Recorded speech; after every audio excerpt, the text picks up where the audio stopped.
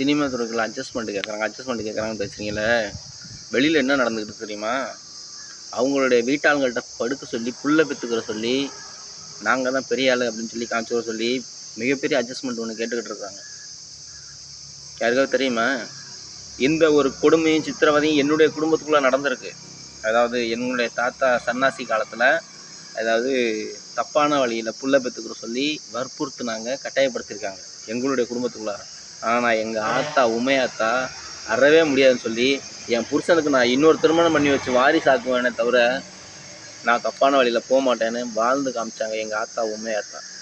நீங்களாம் அட்ஜஸ்ட்மெண்ட்டை பற்றி இன்றைக்கி தான் பேசுகிறீங்க. எங்கள் குடும்பத்துக்குள்ளார எங்களுடைய குடும்பத்தை அழிக்கணும்னு நினச்சிக்கிட்டு மாந்திரிக வேலை, சூனிய வேலையெல்லாம் செஞ்சாங்க. அதையெல்லாம் கடந்து தான் எங்கள் உமையாத்தா எங்கள் ஆண்டாய் ஆத்தாவை பிடிச்சி யாரையும் நம்பாமல் ஆண்டாயை பிடிச்சி கட்டி வச்சு நாங்கள் இன்றைக்கி வாரிசாகி நிற்கிறோம்.